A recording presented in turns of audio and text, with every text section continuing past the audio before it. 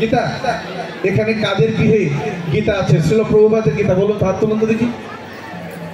যাদের গৃহে ভক্ত আবার যারা প্রথম এসছেন সকলে, কাদের গৃহে শ্রীল প্রভুপাদের গীতা আছে একটু বলুন। 60% হবে মনে হয়, 40% নেই।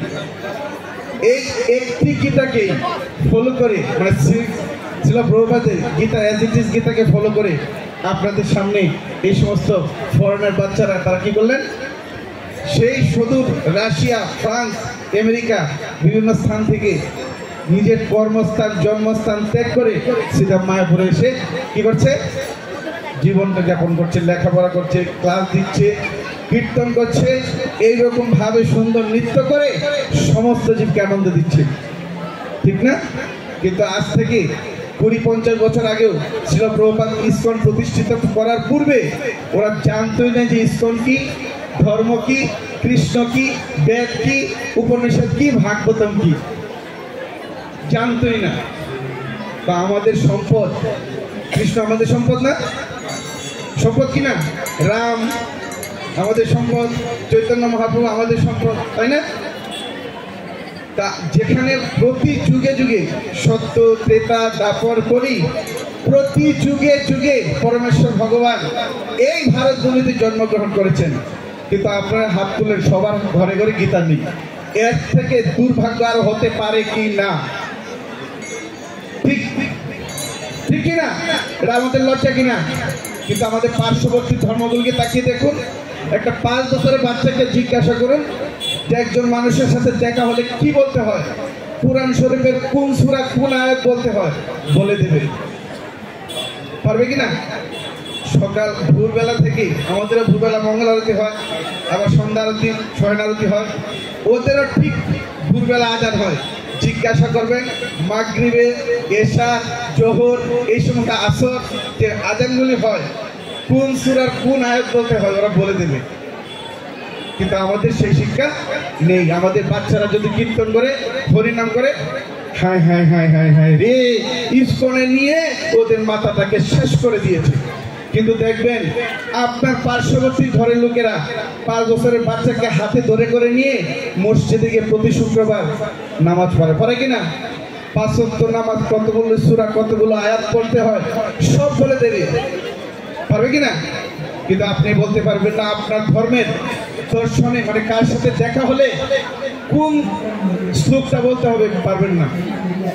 লজ্জায় মুখ মাথা নিচু হয়ে যাবে, হবে কিনা? কারণ সেই শিক্ষাটা দিচ্ছে না। সেই শিক্ষাটাই দিচ্ছে শ্রীল প্রভুপাদ। 70 বছর বয়সে বার্ধক্য অবস্থায় সারা পৃথিবীতে 14 বার পরিক্রমা করে, এখানে 70 বছর আছে তো কয়েকজন, 1-2 জন হতে পারে, আছে কিনা 70 বছরে? কেউ আছে এখানে? মনে হয় নেই।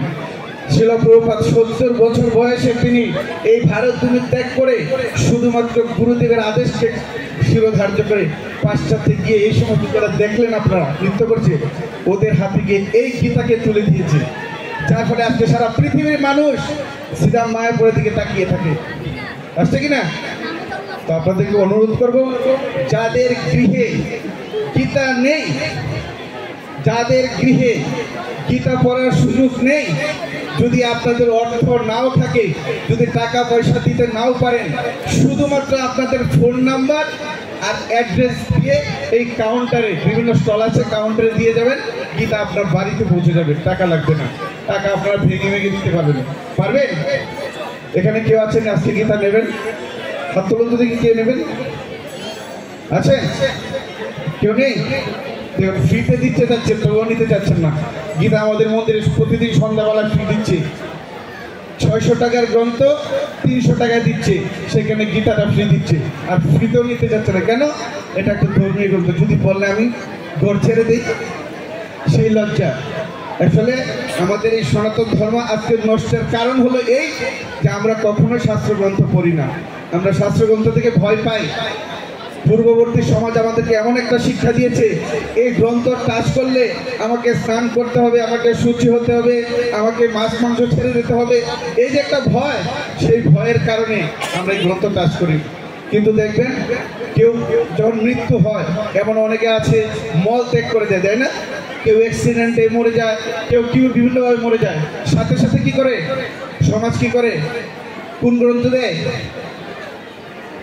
অন্য কোনো গ্রন্থ দেয়?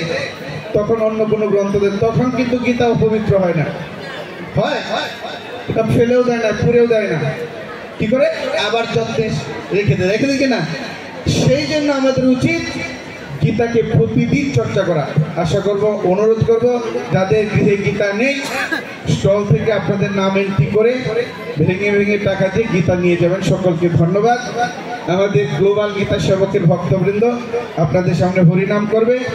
আশা করব আপনারা সকলেই মহাপ্রভুর চরম উপদেশ যে চারি যুগের চারি ধর্ম জীবেরও কারণ, কলিযুগের ধর্ম হয় নাম সংকীর্তন, আপনারা সকলেই হরিনাম করবেন হাততালি দিয়ে। জয় শ্রীলা প্রভুপাদ কি, গীতা মেলা মহামহোৎসব কি, সমবেত ভক্তবৃন্দ কি। একটু হাত তুলুন, সকলে হাত তুলুন, সকলে বলুন জয় শ্রীকৃষ্ণ চৈতন্য, জোরে প্রভু নিত্যানন্দ, শ্রী অদ্বৈত গদাধর শ্রীবাসাদি গৌর ভক্ত বৃন্দ, হরে কৃষ্ণ কৃষ্ণ কৃষ্ণ হরে হরে, হরে রাম রাম রাম হরে হরে।